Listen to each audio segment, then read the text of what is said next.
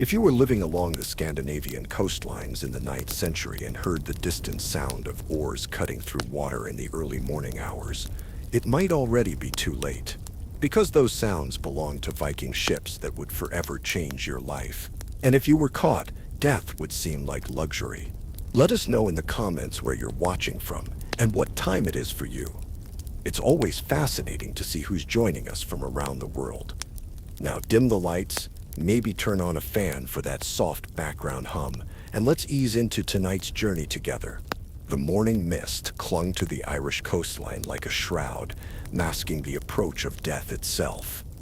In the small monastery of Rathlin, Brother Cormac had risen before dawn, as was his custom, padding silently through stone corridors to begin morning prayers. The year was 84 in 24, and life in this remote corner of the world moved with the predictable rhythm of seasons and scripture. He had no way of knowing that within the hour, his world would dissolve into screaming chaos.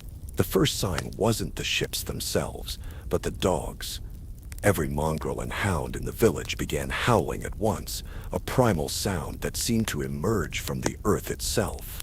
Brother Cormac paused in his prayers, listening to the strange symphony of panic echoing across the water. Birds erupted from the trees in black clouds, wheeling frantically overhead as if fleeing some invisible predator.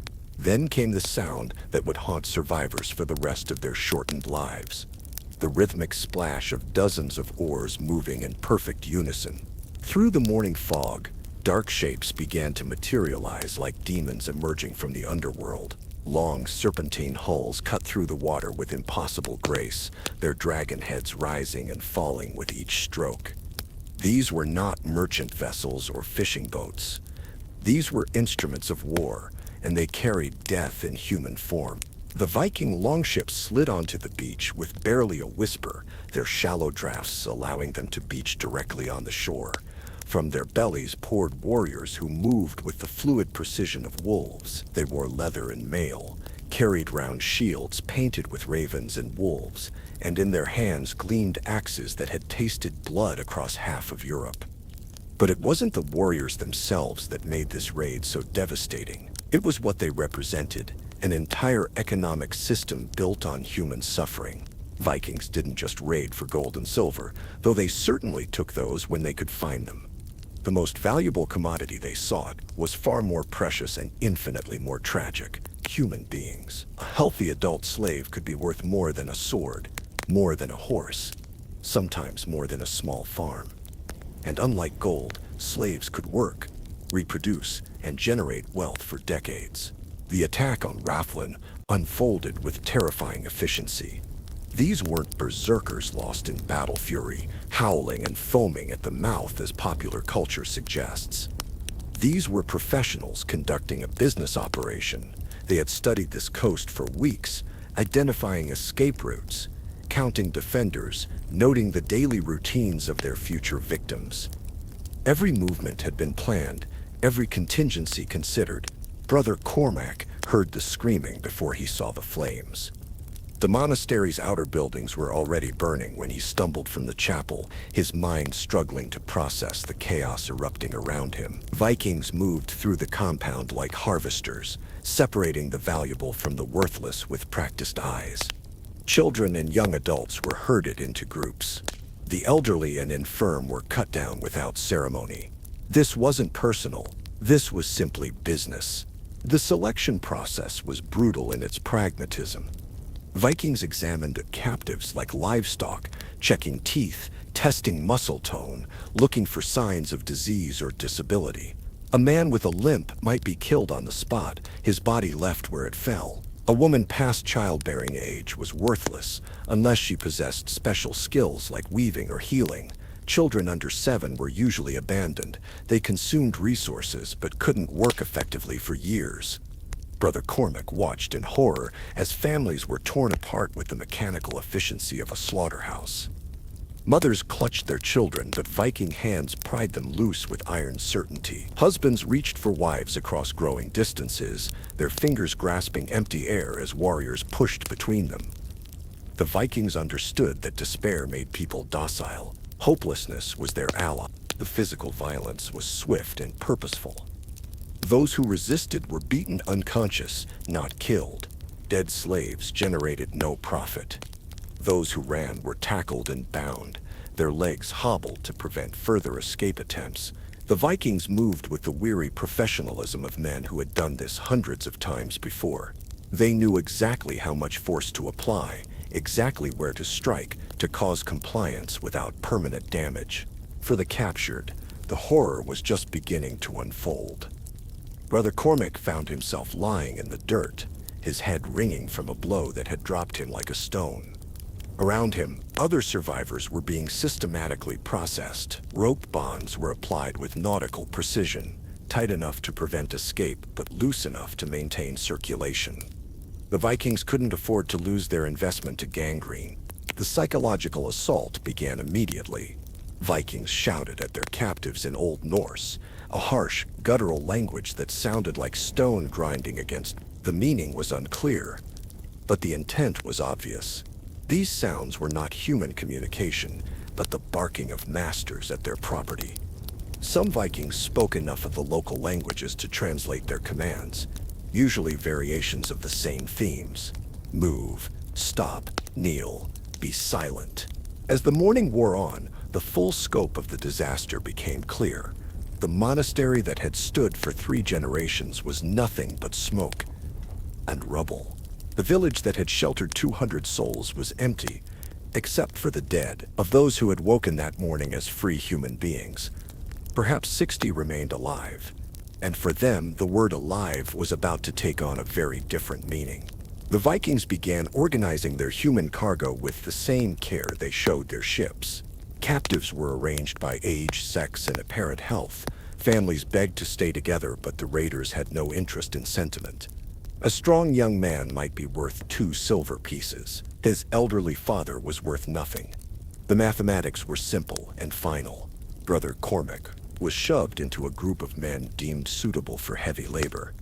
Around him, other survivors wept openly, called out to missing loved ones, or simply stared into space with the hollow eyes of people whose minds had already begun to crack. The Vikings showed no impatience with these displays of grief. They understood that breaking their captive spirits was part of the process. A slave who had given up hope was a slave who wouldn't run. The binding process was methodical and humiliating.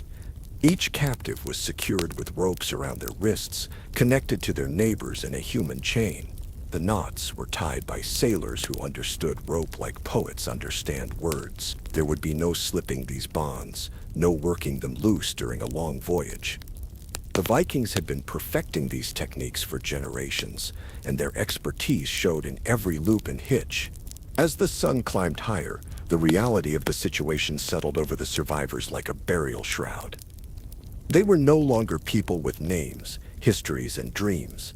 They were cargo, valuable only for their capacity to work, breed, or die in service to their new master. The Vikings made this abundantly clear through their casual brutality. When one captive collapsed from shock, they dragged him to the water's edge and held his head under until he revived. The message was unmistakable. You live only because we allow it, and that permission can be revoked at any moment. The final preparation for departure involved a ritual that would haunt Brother Cormac for the rest of his days. The Vikings selected 3 of their oldest captives, men who had already lived full lives and whose remaining years of productivity were limited. These men were dragged to a makeshift altar and sacrificed to the Norse gods, their blood spilled onto the beach as an offering for favorable winds and safe passage. This wasn't mere cruelty for its own sake. Though cruelty was certainly present, this was religious practice, combined with practical psychology. The surviving captives understood that their lives hung by the thinnest of threads, dependent entirely on their usefulness to their captors. The gods had been given their due, and now the real journey could begin.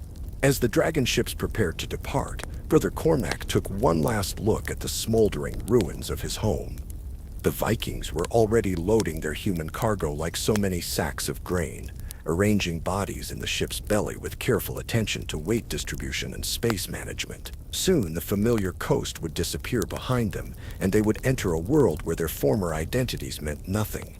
The oars bit into the water, and the ship lurched forward into the unknown. Brother Cormac's life as a free man was over. His existence as Viking property was about to begin, and it would prove to be far worse than anything his previous nightmares had ever conjured. The Viking longship cut through the gray waters of the North Sea like a knife through flesh, carrying its human cargo toward a destiny worse than death. Brother Cormac lay pressed against the wooden hull in the ship's belly, his body crushed between two other captives in a space barely wide enough for a single person. The stench was already unbearable, and they had been at sea for less than an hour. The ship's construction, so admired by maritime historians, became a floating torture chamber for its unwilling passengers. The shallow draft that allowed Vikings to beach anywhere also meant the vessel rode low in choppy waters, each wave sending spray cascading over the captives huddled in the open hull. There was no shelter, no protection from the elements, no consideration for human comfort. The prisoners were cargo, and cargo didn't require amenities. 63 souls had been loaded into a space designed for perhaps 30 warriors and their equipment. The Vikings had solved the overcrowding problem with typical efficiency. They simply stacked their captives like cordwood. Men were forced to lie on their sides, pressed against each other in alternating patterns to maximize space usage. Women and children were wedged into whatever gaps remained, their smaller bodies treated as packing material to fill empty spaces. The rope system that bound them was a masterwork of maritime engineering, turned to horrific purpose. Each captive's hands were tied behind their back with rough hemp that grew tighter as it swelled with seawater. These individual bonds were then connected to a central line that ran the length of the ship, creating a human chain that made individual escape impossible. Even if one person managed to free their hands, they would remain tethered to dozens of others.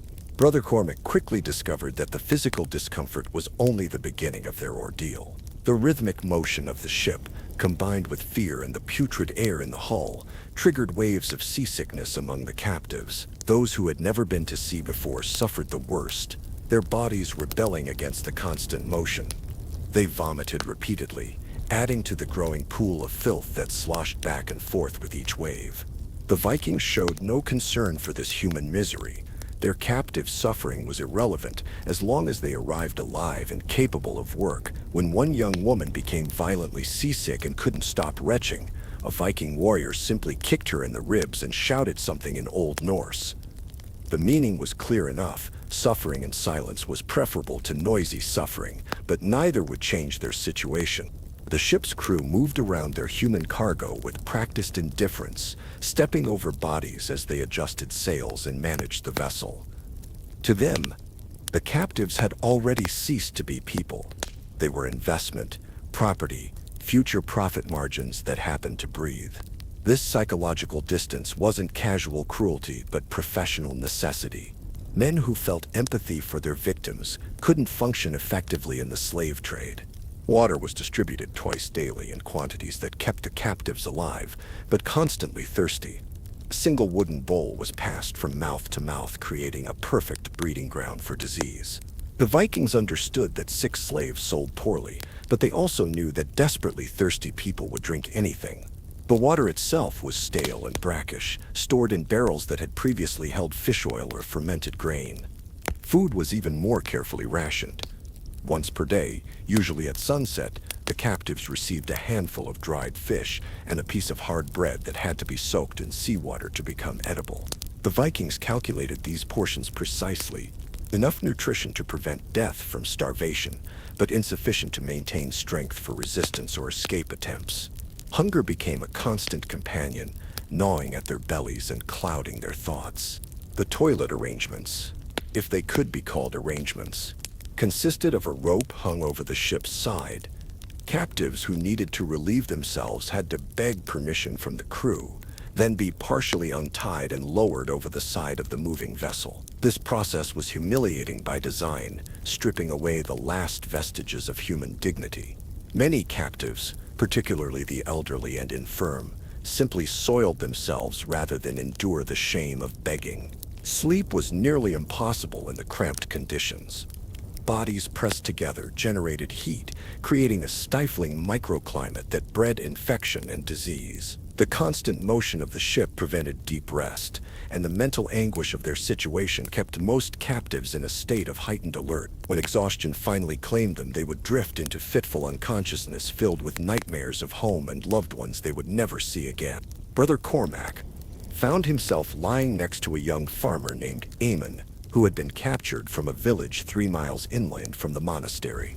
Eamon clutched a small wooden cross that the Vikings had somehow overlooked during their initial search. He whispered prayers constantly, not in hope of rescue, but for the strength to endure whatever lay ahead. His faith, once a source of comfort, now seemed like a cruel joke played by an absent god. On the second day at sea, the first death occurred. An elderly woman named Brigid, who had been captured from the monastery's bakery, simply stopped breathing during the night. Her body remained wedged between 2 other captives until the Vikings discovered it during their morning inspection. They showed no anger or concern at the loss of property, merely noting it with the same attention they might give to a torn sail or broken oar. Brigid's body was stripped of anything useful.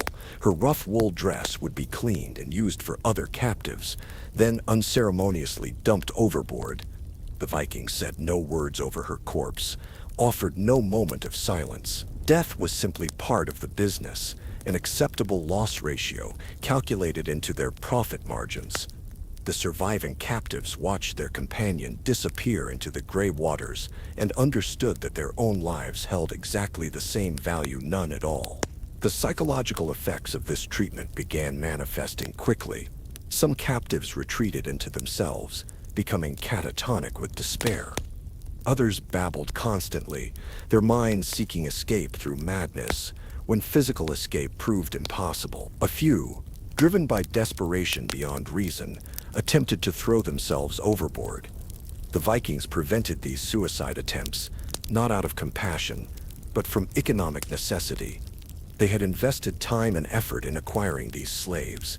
They wouldn't allow their property to destroy itself. The ship's destination remained a mystery to the captives, adding another layer of torment to their situation. Brother Cormac had heard tales of Viking settlements scattered across the northern seas, Iceland, the Faroe Islands, Norway itself, but had no way of knowing which fate awaited him. The uncertainty gnawed at his mind, forcing him to imagine every possible horror that might lie ahead. Weather became another enemy. When storms arose, the captives were drenched by freezing rain and spray, their bodies shivering uncontrollably in the open hull. When the weather was calm, the sun beat down mercilessly, causing dehydration and sunburn. The Vikings made no effort to shield their cargo from the elements. If the weather killed a few captives, it simply meant less competition at the slave markets. The crew's behavior toward their prisoners varied by individual temperament, but remained consistently dehumanizing. Some Vikings ignored the captives completely, treating them like sheep or cattle that happened to make noise. Others took active pleasure in their suffering, kicking the bound prisoners when they passed, or spitting on them for entertainment. A few seemed almost sympathetic, occasionally offering an extra sip of water or a gentler touch, but even these small mercies felt calculated rather than genuine. Language barriers added another layer of torment. The Vikings communicated among themselves in Old Norse, leaving the captives to guess at their intentions through tone and gesture. When orders were given in broken local dialects, they usually involved immediate physical compliance. Move, stop, be quiet, open your mouth. The captives' names, their histories, their prayers in familiar tongues, none of this mattered in the simplified vocabulary of ownership. On the 4th day, the ship encountered another Viking vessel, returning from its own raiding expedition. The two crews exchanged greetings and news, comparing their human cargo like farmers discussing livestock at market. Brother Cormac watched through exhausted eyes as the Vikings pointed at specific captives, discussing their probable market value in terms he couldn't understand but whose meaning was unmistakable. The meeting of the ships also provided the captives with their first glimpse of what lay in store for them. The other vessel carried prisoners who had clearly been at sea much longer. These wretched souls barely looked human anymore, their eyes hollow, their bodies wasted from weeks of malnutrition and exposure. They stared at the newer captives with expressions of absolute hopelessness, as if looking at ghosts of their former selves. As night fell on the fourth day, Brother Cormac realized that the physical journey was merely preparation for something far worse. The ship was carrying them not just across the sea, but across the boundary between human and property, between person and thing. With each passing hour, their former lives faded further into memory, while their new existence as Viking slaves took shape. The stars wheeled overhead, indifferent to the suffering below. Tomorrow would bring them closer to whatever shore awaited, whatever market would bid for their flesh, whatever master would own their remaining years. The journey was transforming them from people who had once been free into objects that had never been anything else. By dawn of the fifth day, even their tears had dried up. The harbor of Hiddeby emerged from the morning mist like a vision from the underworld. What had once been Denmark's greatest trading port now revealed itself as the beating heart of the Viking slave economy, where human beings were bought and sold with the same casual efficiency as grain or iron. The longship's dragonhead cut through waters dark with waste and blood, carrying Brother Cormac and his fellow captives toward a marketplace that would strip away the last remnants of their humanity. Hiddeby was a city built on suffering. Its prosperity depended entirely on the constant flow of human cargo from raids across Europe, and the infrastructure reflected this grim reality. Massive wooden holding pens lined the waterfront, their walls reinforced with iron bars and topped with spikes. These weren't mere buildings, but processing facilities designed to sort, clean, and prepare human beings for sale like livestock at a county fair. The ship slid into its berth with practiced ease, guided by harbor workers who had performed this routine thousands of times before.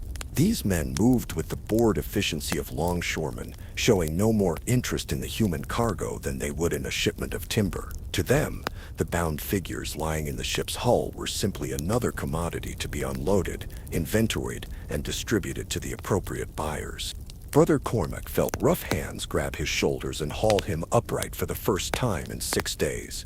His legs, weakened by confinement and malnutrition, buckled beneath him. The Viking who had pulled him up showed no patience for this weakness, simply dragging him by the ropes that bound his wrists while his feet scrambled for purchase on the slippery dock. The smell of Hiddeby hit him like a physical blow. It was the concentrated stench of human misery, unwashed bodies, fear-induced sweat, waste, infection, and underneath it all, the metallic tang of blood.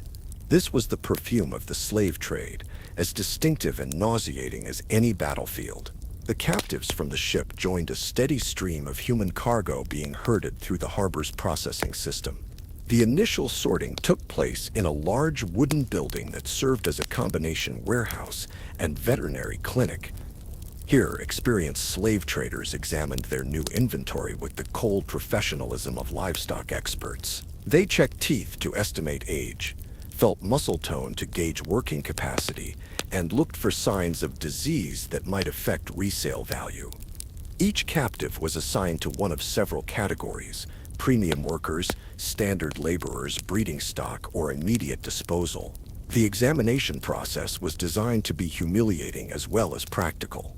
Captives were stripped naked and forced to perform simple physical tasks, while potential buyers and slave dealers discussed their attributes in clinical terms. A strong back, good teeth, and clear eyes increased value. Scars, limps, or signs of illness decreased it. Age was crucial. Too young meant years before productivity.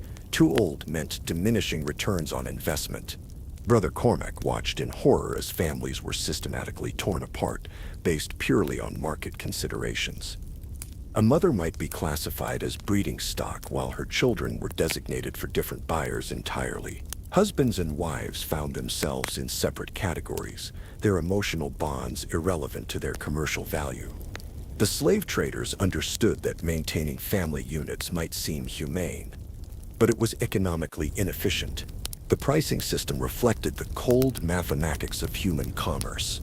A healthy adult male in his prime might sell for 8 to 12 silver marks, roughly equivalent to a good sword or a small farm. Women of childbearing age commanded similar prices, their value based on their capacity to produce more slaves. Children were priced as future investment, cheap to buy but expensive to maintain until they reached working age. Specialized skills could dramatically affect value. A captive who demonstrated literacy might be sold as a scribe or record keeper. Someone with metalworking experience became premium merchandise. Knowledge of languages, healing arts, or craftsmanship transformed a person from basic labor into luxury goods. The Vikings had learned to identify and exploit these skills, often forcing demonstrations to prove a captive's claimed abilities. The holding pens, where slaves awaited sale, were marvels of efficient brutality. Each pen held roughly 50 people in a space designed for half that number.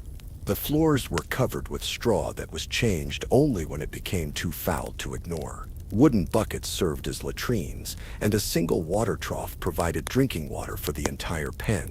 Food consisted of thin gruel ladled out once per day, just enough to prevent starvation but insufficient to maintain health or strength. Brother Cormac found himself penned with other men deemed suitable for heavy labor.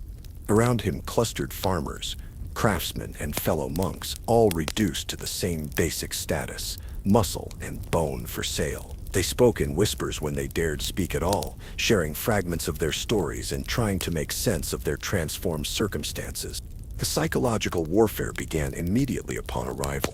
Guards walked among the pens, pointing at specific captives and discussing their fate in terms deliberately designed to be overheard and understood. Comments about upcoming executions, ritual sacrifices, or particularly brutal work assignments were made within earshot of the prisoners.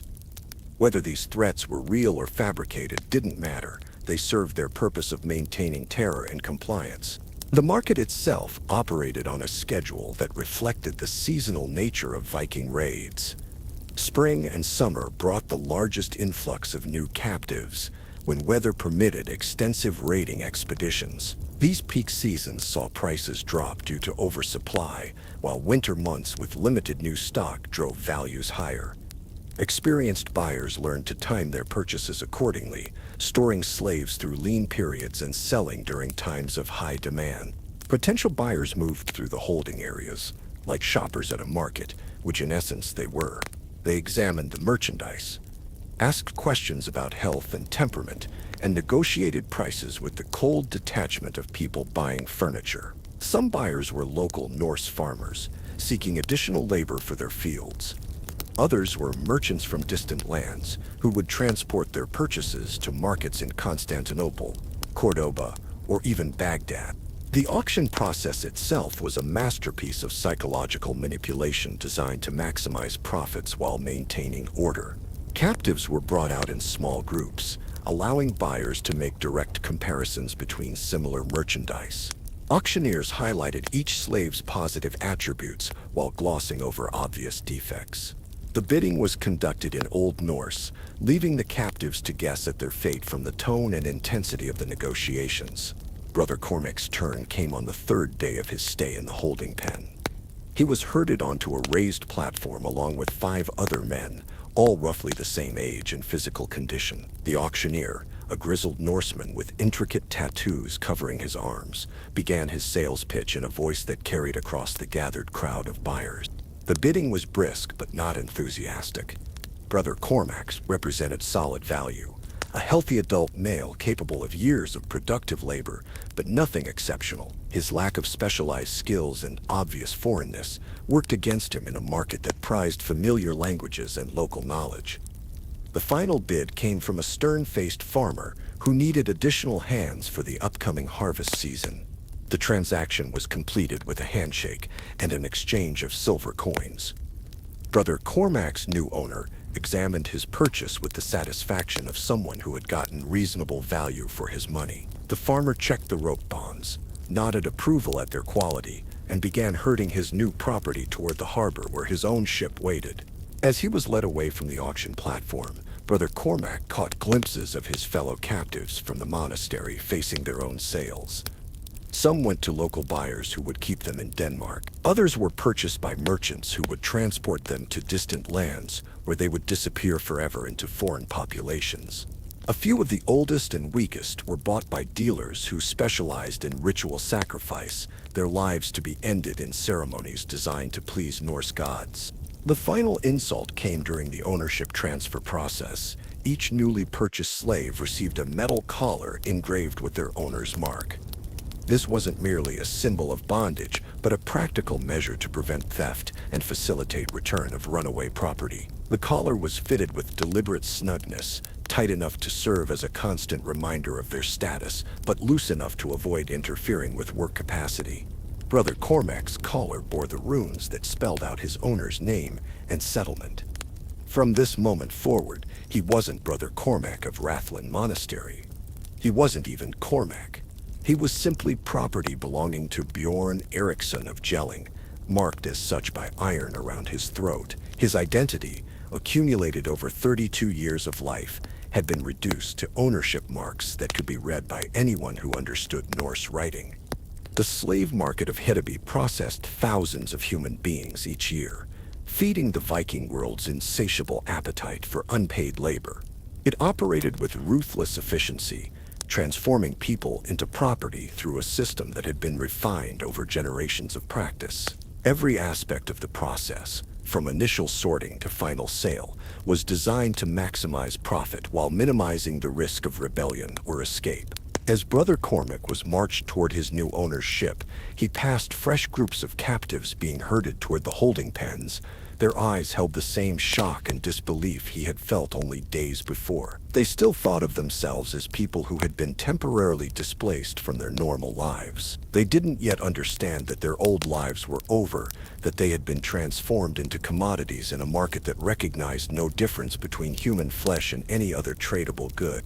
The ship that would carry him to his new life was smaller than the raiding vessel, built for cargo transport rather than warfare. Its hold was fitted with rings and chains designed to secure various types of merchandise, including the human variety. Brother Cormac was chained to one of these rings alongside 3 other recently purchased slaves, all bound for the same farming settlement. As Hedeby's harbor disappeared behind them, Brother Cormac realized that the slave market hadn't just determined his future, it had redefined his entire existence. He was no longer a person who happened to be enslaved. He was a slave who had once briefly been a person. The distinction was subtle but absolute, and it would shape every moment of whatever life remained to him. The market had spoken, money had changed hands, and iron now encircled his throat. The transformation was complete. The settlement of Jelling appeared through the morning haze like a cluster of wooden tumors growing from the Danish landscape. Brother Cormac's new home consisted of perhaps 30 buildings scattered around a central hall, surrounded by fields that stretched to the horizon. This was to be his world now. A few hundred acres of farmland, bounded by forest and bog, where he would spend whatever years remained to him in service to Bjorn Eriksson, a man who had purchased him like a plow or an ox. Bjorn's farm was neither the largest nor the smallest in the settlement, but it was prosperous enough to require additional labor. The main longhouse dominated the complex, its peaked roof decorated with carved dragon heads that gleamed wetly in the perpetual Danish drizzle. Surrounding it were smaller buildings, a smithy, storage barns, livestock pens, and at the very edge of the compound, the slave quarters where Brother Cormac would spend his nights. The slave barracks was a long, low building with no windows and a single door that could be barred from the outside. Inside, rough wooden benches served as both seats and beds for the farm's human property. Straw covered the dirt floor, changed perhaps once per season when the smell became unbearable even to the owners. A single fire pit in the center provided inadequate heat during the brutal Scandinavian winters, while smoke from the fire filled the poorly ventilated space with choking fumes. Brother Cormac joined 11 other slaves who worked Bjorn's land. They were a mixture of nationalities and backgrounds, united only by their shared bondage and the iron collars that marked their status. There was Seamus, an Irish farmer captured 3 years earlier, who had become the unofficial leader of the group. Dmitri, a Slavic craftsman whose metalworking skills made him valuable enough to receive slightly better treatment. A Strid, a Saxon woman whose children had been sold to different owners, leaving her hollow-eyed and broken. The working day began before dawn and ended after sunset, timed not by clocks, but by the simple principle of extracting maximum labor from their human property. Brother Cormac was awakened on his first morning by a horn blown outside the slave quarters, a sound that would become as familiar as his own heartbeat. There was no time for prayers, no moment of quiet reflection. From the instant consciousness returned, his body belonged entirely to his owner's purposes. Breakfast consisted of thin porridge made from barley and water, served in wooden bowls that were never properly cleaned. The slaves ate standing up, shoveling the tasteless gruel into their mouths as quickly as possible before their overseer, a free Dane named Orm, began distributing the day's assignments.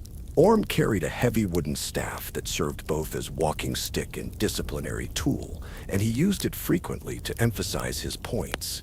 Brother Cormac's first assignment was clearing a new field for cultivation, work that required removing stones, chopping roots, and breaking up compacted earth with primitive tools.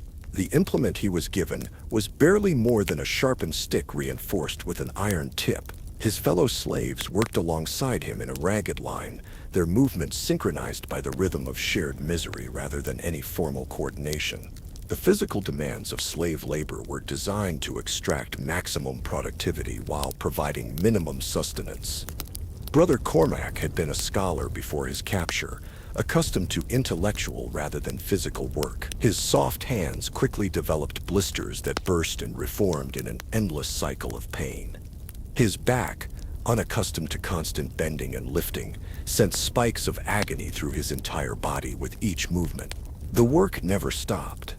When the field clearing was complete, there were ditches to dig, crops to plant, livestock to tend, buildings to repair. Viking agriculture operated on the principle that idle slaves were wasted resources, so new tasks materialized the moment old ones were finished. Rest came only when darkness made outdoor work impossible, and even then, slaves might be assigned to indoor chores like food preparation or equipment maintenance. The minimum level of clothing necessary to maintain working capacity was provided. Brother Cormac received 2 coarse wool tunics, a pair of coarse leather shoes that wore out within a few weeks, and a single wool cloak for cold weather. These garments were never washed. Water and soap were too valuable to be spent on slave clothing. As a result, the accumulated dirt, sweat, and insects became both a source of protection and a source of torment for the garments. Food was calculated with the same cold efficiency as everything else in the Viking slave system. Slaves received enough nutrition to prevent death from starvation, but insufficient to maintain full health or strength. The daily rations consisted of porridge, black bread, and occasionally some vegetables from the farm's gardens. Meat was reserved for free persons. Slaves might taste it once or twice per year during major festivals, and then only the poorest cuts. The psychological aspects of slave labor were as carefully managed as the physical ones. Slaves were given tasks that emphasized their powerlessness and dependence. They might spend days building something only to have it torn down on their master's whim. They were forced to compete with each other for small privileges, creating divisions that prevented unified resistance. Most insidiously, they were occasionally shown small kindnesses that created false hope and emotional confusion. Brother Cormac learned that survival required a complete restructuring of his relationship with time and hope. Free persons planned for the future, saved for better days, worked toward goals that might take years to achieve. Slaves lived in an eternal present where the only certainty was the next task, the next meal, the next sunrise. Long-term thinking became a luxury too painful to afford. The tools provided to slaves were deliberately inadequate, part of a system designed to extract maximum labor while providing minimum investment in equipment. Wooden handles split regularly, requiring slaves to fashion repairs with whatever materials they could scavenge. Iron implements were worn and dull, making every task harder than it needed to be. This wasn't mere penny pinching, but calculated psychology. Slaves who struggled with poor tools had less energy for thoughts of rebellion. Seasonal variations added another layer of misery to slave existence. Summer brought 16-hour workdays under the blazing northern sun, with no shelter provided during the brief breaks allowed for water. Winter meant working in conditions that free persons avoided entirely, standing knee-deep in freezing mud to repair fence posts or hauling firewood through blinding snowstorms. Spring required slaves to work while sick from winter's accumulated malnutrition, their weakened bodies pushed to plant crops that would feed their owners. The oversight system combined constant surveillance with unpredictable brutality. Orm and the other overseers moved randomly among the working slaves, appearing without warning to observe, criticize, or punish. A slave who worked too slowly might receive a beating. One who worked too quickly might be accused of showing off and also receive a beating. The goal wasn't consistent discipline, but constant anxiety, keeping the slaves in a state of nervous alertness that prevented coordinated resistance. Punishment was swift, public, and designed to serve as education for other slaves. Brother Cormac witnessed his first flogging during his second week when a fellow slave named Magnus was caught taking an extra piece of bread from the communal bowl. Magnus was stripped and tied to a post in the compound center, then beaten with birch rods until his back was a mass of bloody welts. The other slaves were forced to watch, understanding that Magnus's crime wasn't theft, but the audacity to believe he had any right to determine his own food consumption. The sexual exploitation of slave women was systematic and openly practiced. Female slaves had no rights over their own bodies and could be used by their owners or other free men whenever desired. Children born from these unions became slaves themselves, creating a renewable resource of human property. The psychological trauma this inflicted on both the women involved and their fellow slaves was considered irrelevant to the farm's operations. Dmitri, the Slavic craftsman, had managed to secure slightly better treatment by making himself indispensable to the farm's metalworking needs. He repaired tools, forged nails, and created simple implements that saved Bjorn the expense of purchasing them from professional smiths. This specialized value came with its own burdens. Dmitri was never allowed to forget that his privileges depended entirely on his usefulness and could be revoked at any moment. The housing arrangements reinforced the slave's subhuman status. While Bjorn's family lived in a spacious longhouse with carved decorations, comfortable furnishings, and adequate heating, the slaves crowded into their barracks like animals in a pen. Privacy was non-existent, personal possessions were forbidden. Any attempt to improve their living conditions was treated as presumptuous behavior requiring correction. Disease spread rapidly through the slave quarters, aided by overcrowding, poor sanitation, and inadequate nutrition. Brother Cormac watched fellow slaves succumb to fevers, respiratory infections, and digestive ailments that would have been treatable with proper care. When slaves became too sick to work, they received no medical attention beyond being left alone to recover or die. Those who died were buried in unmarked graves beyond the settlement's boundaries, their names forgotten within days. The religious aspects of slave life were particularly cruel for someone of Brother Cormac's background. While free Christians in the settlement were allowed to practice their faith openly, slaves were forbidden from any religious observance that might provide comfort or community. Norse religious ceremonies occasionally included slave sacrifices, reminding the surviving slaves that their lives had no intrinsic value beyond their work capacity. Mental health deteriorated as rapidly as physical health under these conditions. Brother Cormac watched strong men reduced to gibbering children, their minds unable to process the complete loss of human dignity. Some slaves retreated into fantasy worlds where they were still free, carrying on conversations with imaginary family members. Others became utterly passive, performing their tasks with mechanical precision while their personalities simply evaporated. The economics of slave labor created perverse incentives that made the slave situation even worse. Bjorn had calculated that it was cheaper to work slaves to death and replace them than to provide better care that might extend their working lives. This meant that every slave understood they were being literally worked to death, their lifespans measured in harvests rather than years. Escape attempts were rare not because the slaves accepted their fate, but because the consequences of failure were so severe. Runaway slaves who were recaptured faced public torture designed to dissuade others from similar attempts. Brother Cormac learned that the previous year, a slave who tried to flee had been buried alive up to his neck and left to die slowly as an example to the others. The practical difficulties of escape, the iron collar, the hostile countryside, the language barriers, the lack of resources, made success virtually impossible. As autumn approached, Brother Cormac realized that his first year of slavery had fundamentally altered not just his circumstances, but his very identity. The man who had once studied scripture and led prayers no longer existed. In his place was a work animal, who happened to retain some human memories, a creature whose entire existence revolved around avoiding beatings and securing the minimal food necessary for survival. The harvesting season brought its own particular miseries. 18-hour days in the fields, bent double under the weight of grain sacks, racing against weather that could destroy months of work in a single storm. His hands, once soft enough for writing, were now gnarled claws permanently shaped by the handles of farming tools. His back had developed a permanent stoop from constant bending. His mind, once filled with theological questions and scholarly debates, now focused entirely on the immediate requirements of staying alive. As winter approached, Brother Cormac understood that he faced another type of test entirely.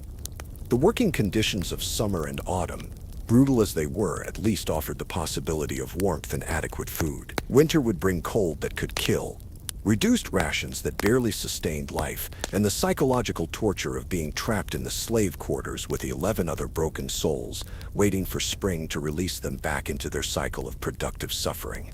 In Viking society, slaves occupied a position so far below human dignity that the Norse language had developed an entire vocabulary dedicated to their debasement. They were called thralls, a word that meant not just bondage but the complete absence of honor, worth, or social existence. Brother Cormac learned that in this new world, he wasn't simply owned, he was nothing, a walking tool that happened to breathe and bleed.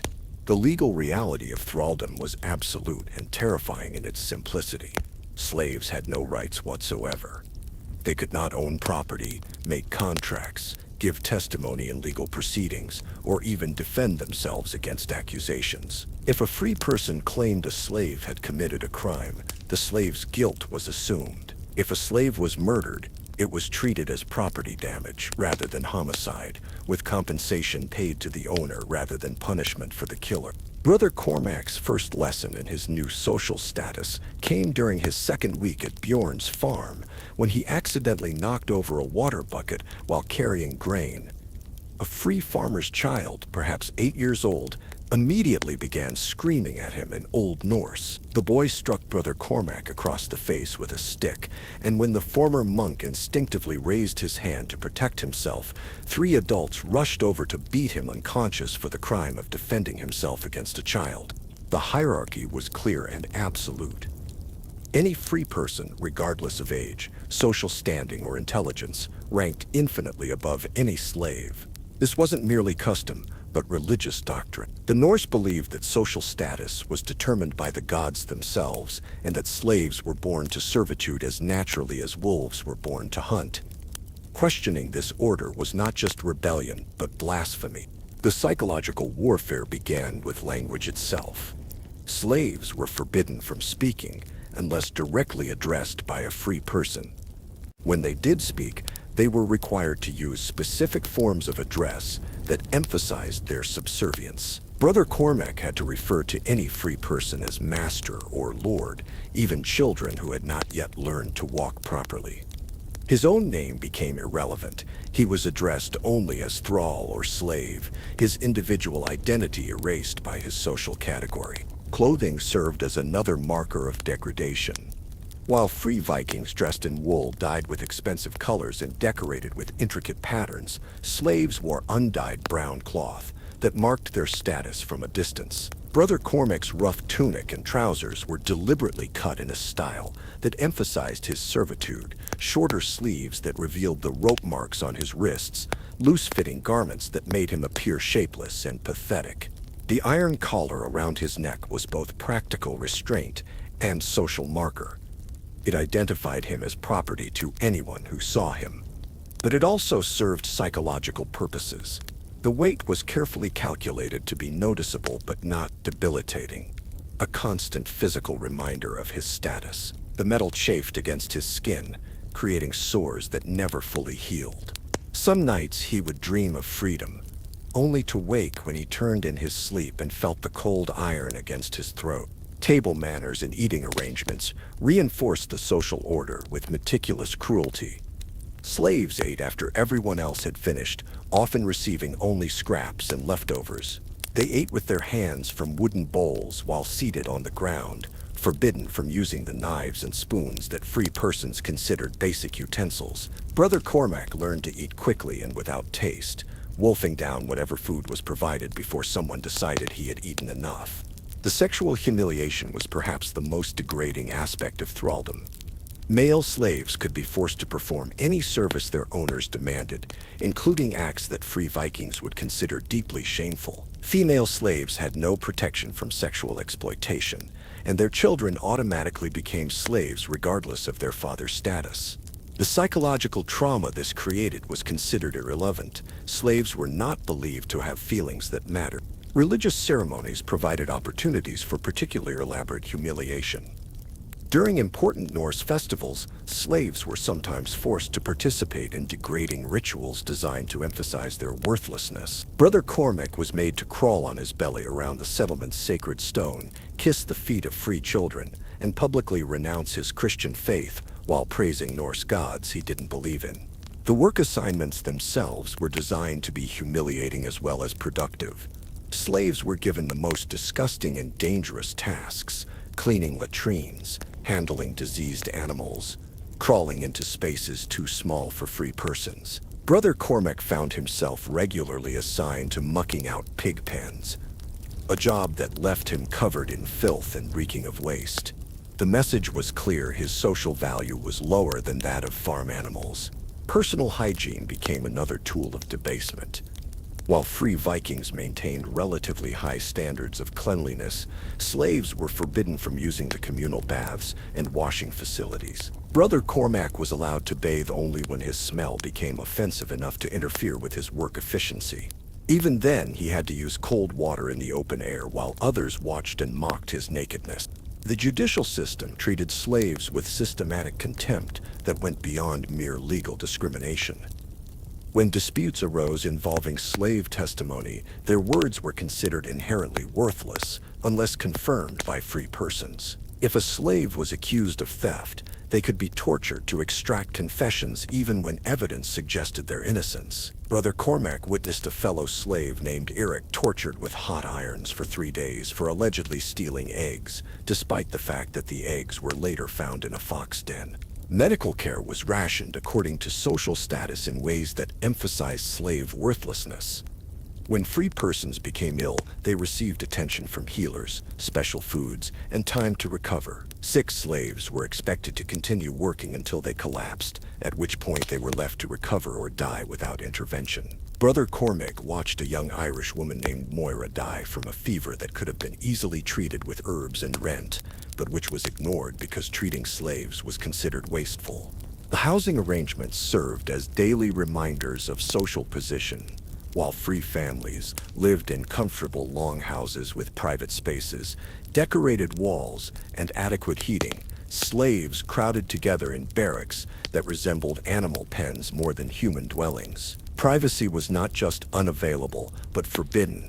The ability to be alone was considered a privilege reserved for free persons. Marriage and family relationships were systematically destroyed to prevent slaves from developing bonds that might supersede their loyalty to their owners. Slaves could not legally marry, and any romantic relationships that developed were subject to being severed at their owner's whim. Children born to slave parents belonged to the owner rather than their biological parents, who had no rights over their offspring's upbringing, education, or future. The economic aspects of slave ownership created additional layers of humiliation. Brother Cormac learned that his purchase price, 8 silver marks, was a matter of public knowledge, discussed openly when he was present. His value was compared to those of livestock, tools, and other property. When his work output decreased due to illness or injury, these conversations turned to whether he was worth repairing or should be replaced with newer stock. Social interactions were carefully regulated to maintain the hierarchy. Slaves could not look directly at free persons unless commanded to do so.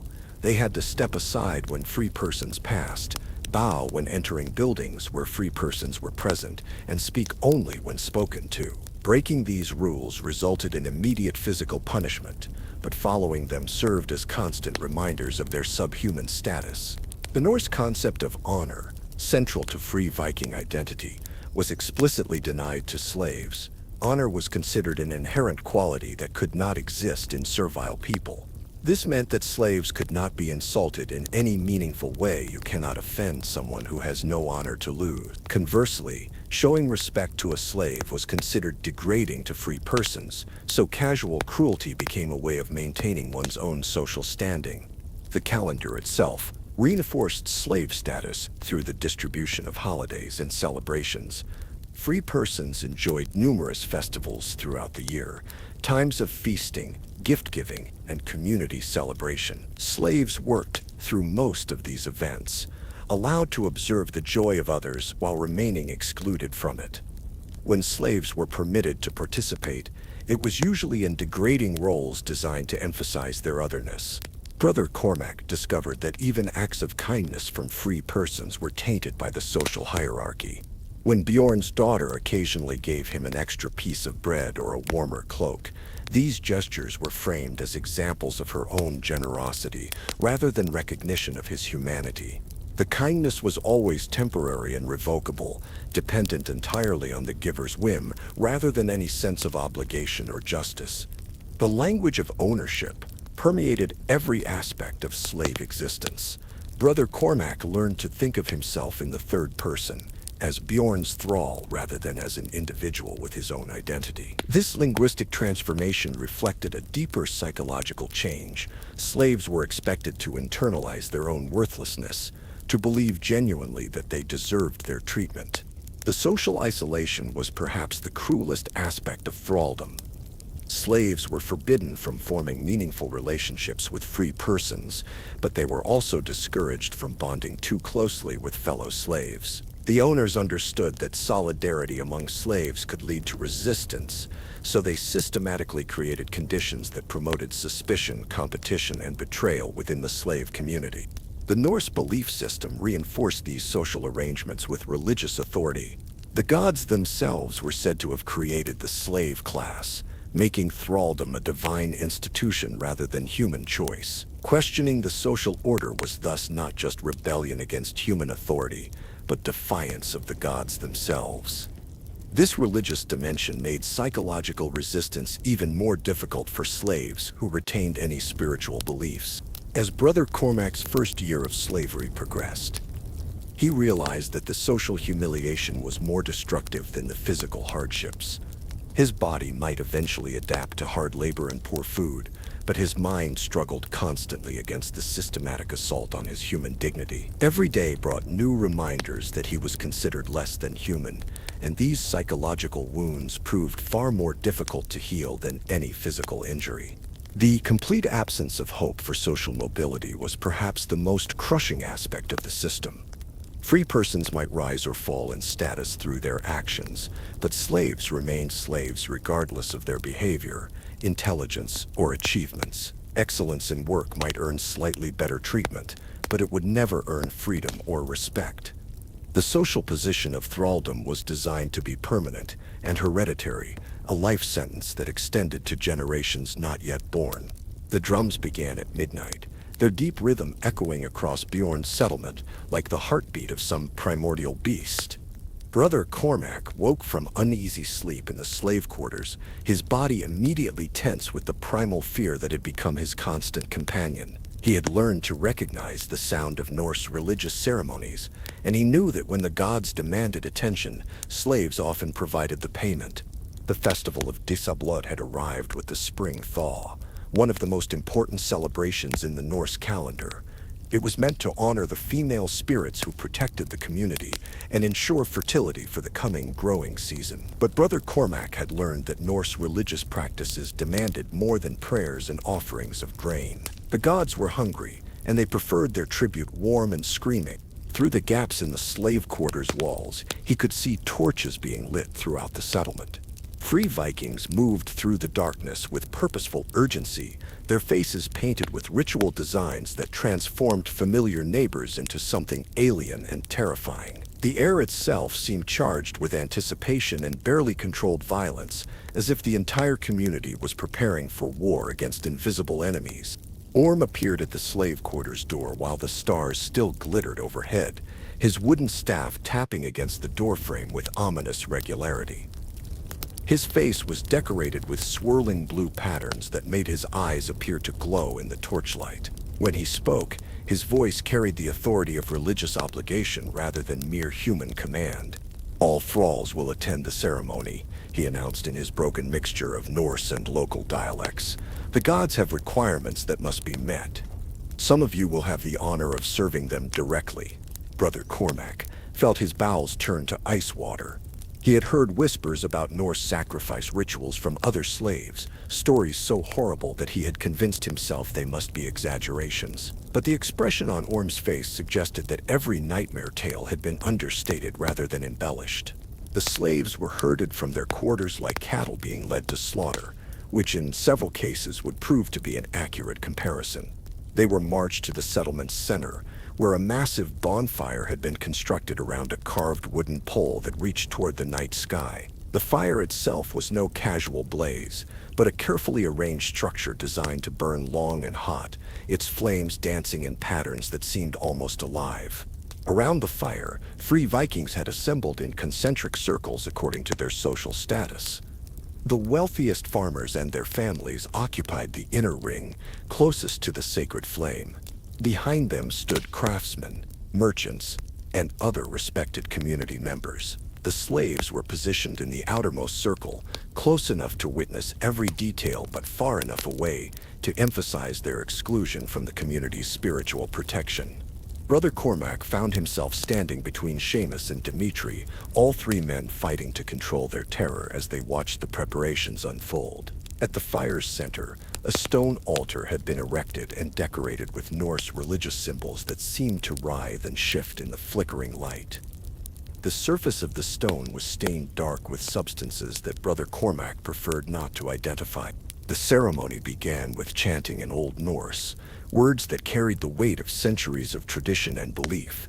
The free Vikings swayed in unison, their voices rising and falling like ocean waves, creating a hypnotic rhythm that seemed to draw power from the earth itself. Brother Cormac could feel the psychological pressure building, a collective madness that transformed ordinary farmers into participants in divine horror. The first sacrifice was a bull, a magnificent animal that had been specially chosen for its size and perfection. It was led to the altar with ceremonial ropes while the chanting intensified. The killing was performed by the settlement's priest, a wizened man whose hands shook with age, but whose blade found its mark with practiced precision. The bull's blood was collected in ornate bowls and distributed among the free Vikings, who drank it while offering prayers for fertility and protection. Brother Cormac watched this blood ritual with growing nausea, but he understood that the animal sacrifice was merely the appetizer for the evening's main course. The Norse gods were not satisfied with cattle blood alone.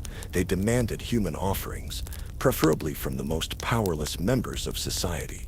They demanded slaves. The selection process began immediately after the bull's death.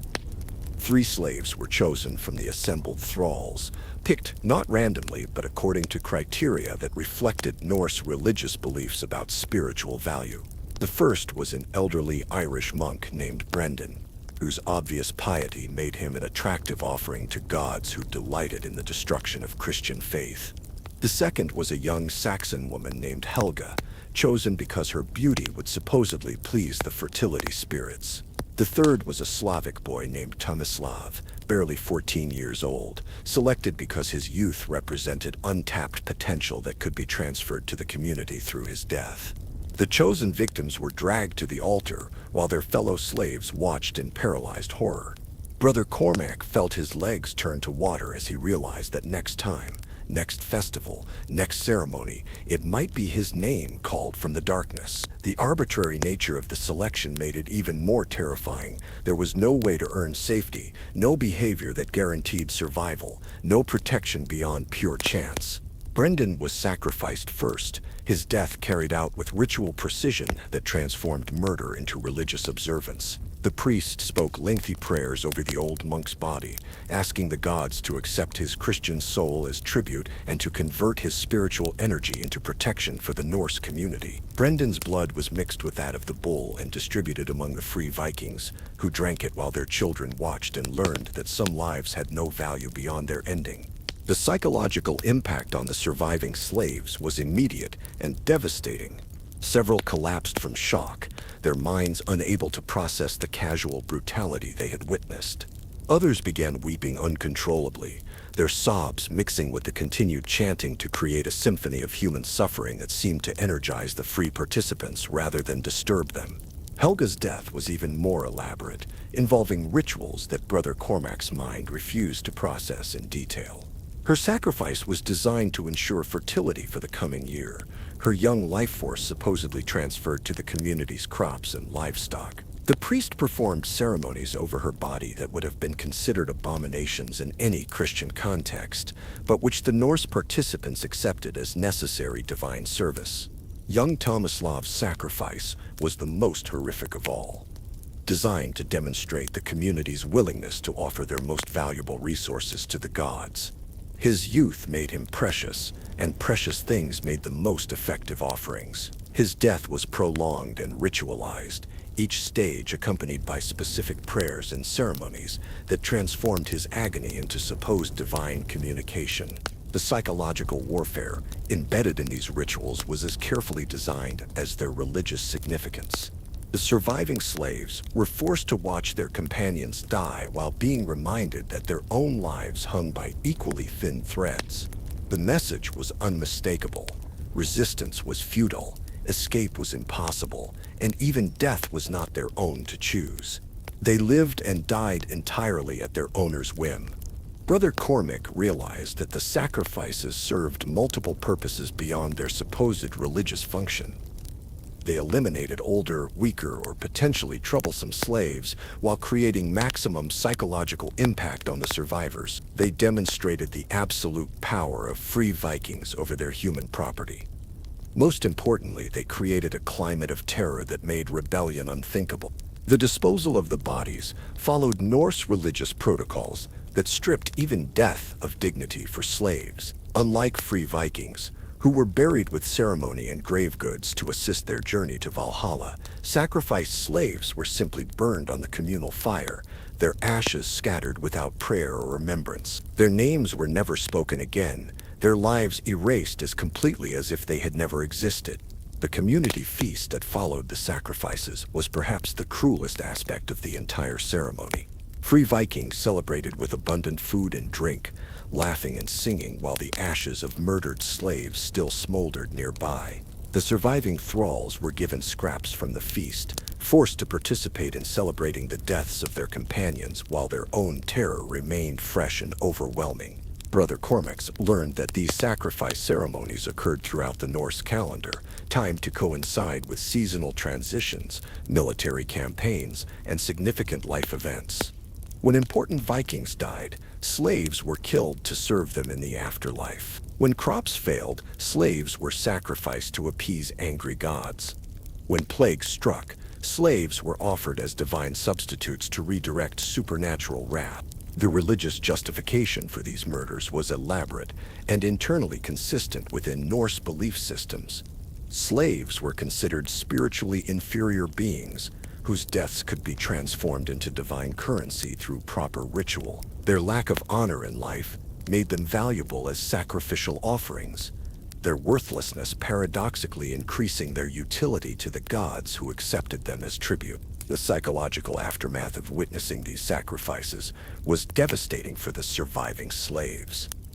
Many never recovered from the trauma, retreating into catatonic states or developing mental illnesses that made them useless for work. Brother Cormac watched strong men reduced to gibbering children, their minds shattered by exposure to ritualized horror that their previous lives had not prepared them to understand. Sleep became impossible after sacrifice ceremonies. Brother Cormac would lie awake in the slave quarters, listening to his companions weep or mutter prayers in languages their captors couldn't understand. The knowledge that any night might bring the drums, any dawn might bring selection for sacrifice, poisoned every moment of rest with anticipatory terror. The randomness of selection was perhaps the most psychologically destructive aspect of the sacrifice system. Slaves could not earn safety through good behavior, skill, or loyalty. The religious requirements were arbitrary and unpredictable, dependent on seasonal cycles, divine omens, and the whims of priests who interpreted supernatural messages according to their own purposes.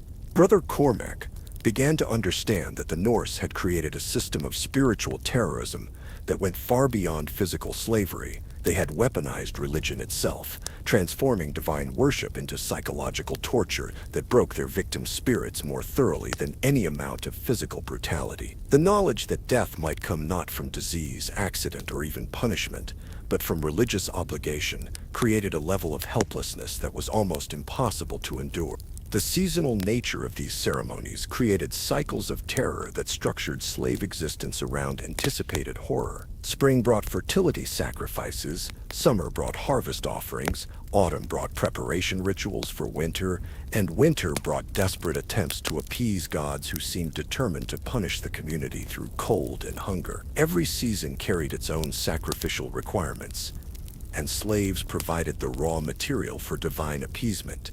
As the months passed, Brother Cormac realized that the sacrifice system was designed not just to honor Norse gods, but to maintain social control through terror. The arbitrary nature of selection, the public horror of the ceremonies, and the complete helplessness of the victims created a psychological climate that made resistance unthinkable. Slaves learned to be grateful simply for being allowed to live another day. Their standards for acceptable treatment degraded to the point where mere survival felt like divine mercy. The religious calendar became a countdown to possible death, each festival a potential ending, each ceremony a roll of dice with lives as stakes.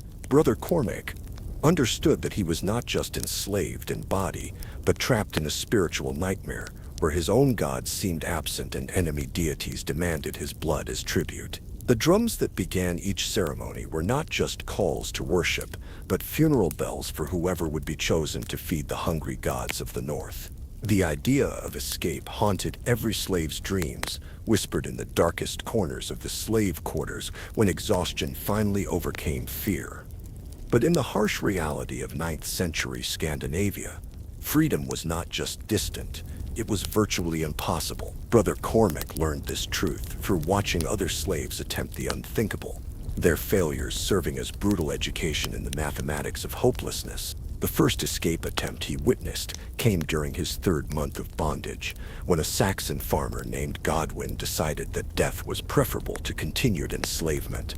Godwin had been captured 2 years earlier and had watched his wife and children sold to different owners. The psychological weight of separation, combined with the constant threat of sacrifice, had gradually driven him to a desperate courage that overcame his survival instincts.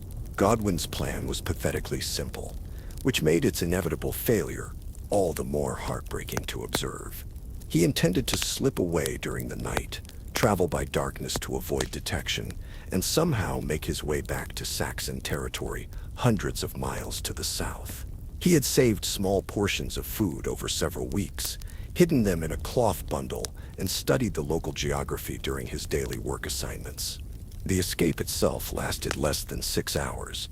Godwin managed to slip from the slave quarters during a moonless night, but he had underestimated the surveillance systems that Viking communities used to protect their human property. Dogs were specifically trained to track runaway slaves, and their handlers knew every path, stream, and hiding place within a day's travel of the settlement. By dawn, Godwin was back in chains, his brief taste of freedom about to be repaid with interest. The punishment that followed was designed not just to deter future escape attempts, but to serve as entertainment for the free population.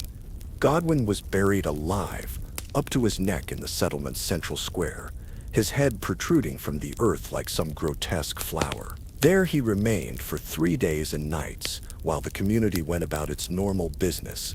Children playing games around his buried body, adults discussing weather and crops while a human being slowly died of thirst and exposure. Brother Cormac was forced to watch alongside the other slaves as Godwin's eyes gradually lost their focus, his lips cracking from dehydration, his voice becoming a barely audible whisper as he begged for water that would never come. By the second day, Godwin's mind had begun to crack, and he spent his final hours conversing with hallucinations of his dead family members, finding comfort in madness when reality offered none.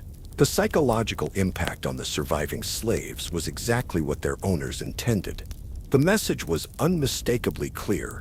Escape was not just difficult but pointless, leading only to suffering worse than continued bondage. But more insidiously, the prolonged nature of Godwin's death allowed every slave to imagine themselves in his position, to feel the dirt closing around their own necks, to experience vicariously the terror of slow execution. Yet even after witnessing such horror, some slaves found their desperation stronger than their fear. During Brother Cormac's second year of bondage, a group of 3 Irish slaves attempted a more sophisticated escape plan. Unlike Godwin's solitary effort, they worked together, sharing resources and planning multiple contingencies. They had identified a fishing boat they might steal, studied tidal patterns that might assist their getaway, and even established contact with sympathetic fishermen who might help them reach Ireland. Their plan unraveled due to betrayal from within their own ranks. One of the conspirators, a man named Fergus, who had been driven half-mad by 2 years of brutal treatment, revealed the plot to their overseer in exchange for a promise of better food rations. The psychological pressure of slavery had destroyed his ability to trust or think beyond immediate survival, transforming him into an instrument of his fellow slaves' destruction. The 3 conspirators were recaptured before they could even reach the coast.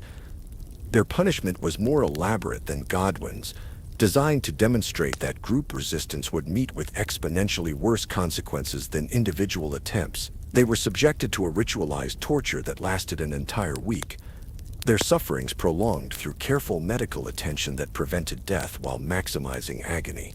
Brother Cormac was forced to watch as iron spikes were driven through the escapees' hands and feet, as their skin was flayed in strips and salt rubbed into the wounds, as their eyes were burned out with hot coals while they still lived.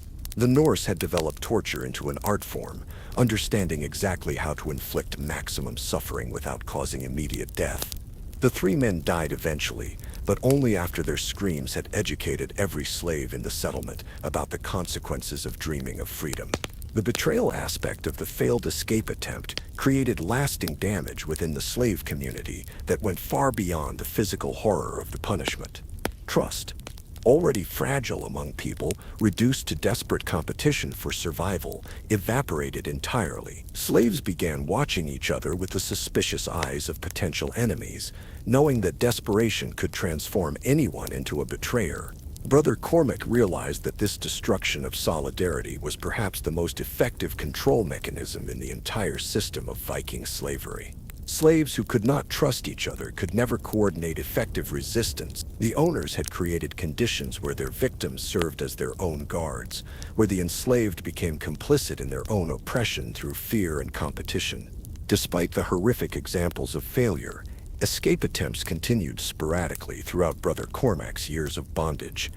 The human spirit's refusal to accept complete helplessness occasionally overcame rational calculation of impossibility. These attempts were always discovered, always punished with creative brutality, and always used to reinforce the lesson that slaves who dreamed of freedom were dreaming of death.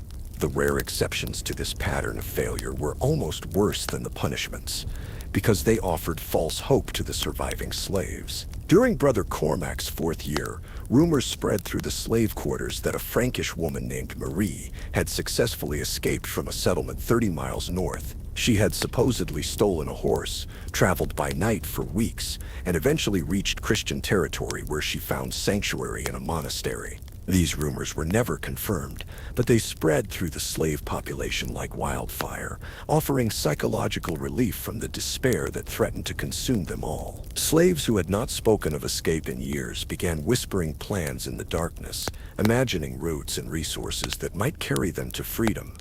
The hope was intoxicating, providing temporary escape from the psychological prison even when physical escape remained impossible. Brother Cormac found himself caught between desperate hope and experienced despair.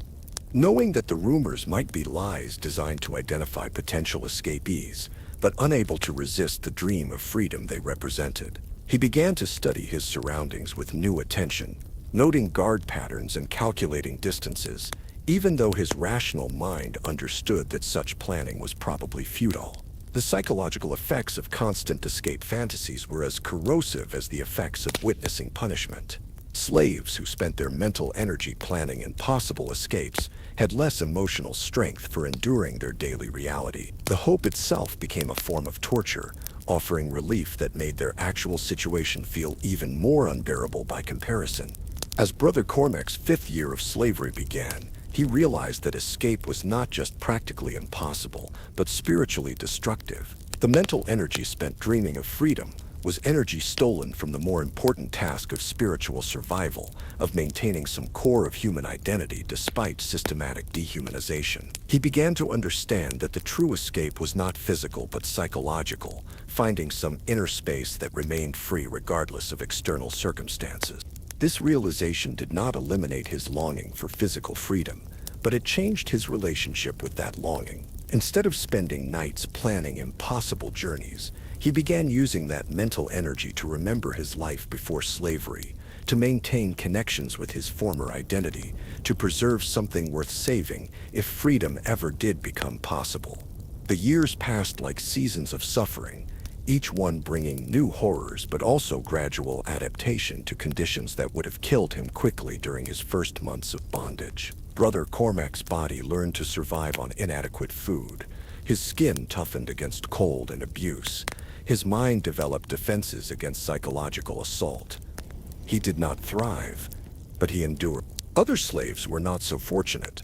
Some died from exhaustion, disease, or accident. Others were sacrificed during religious ceremonies or killed during fits of rage by their owners. A few simply lost the will to live and allowed themselves to fade away like candles burning out in cold wind. But some, like Brother Cormac, found ways to continue breathing day after day, year after year. As his 7th year of slavery began, Brother Cormac had become a different person entirely from the scholar who had once prayed in Irish monasteries. His body was scarred and broken, his mind hardened by experiences that would have been unimaginable to his former self. Yet somewhere inside the shell of the slave, fragments of the monk remained, like embers buried in ash that might someday kindle fire again. The escape that mattered was not from the Viking settlement, but from the psychological prison that slavery had built inside his own mind. By learning to preserve some core of identity despite systematic assault, by maintaining human dignity in the face of dehumanization, by refusing to let his spirit die even when his body remained chained, Brother Cormac achieved the only freedom that was truly possible.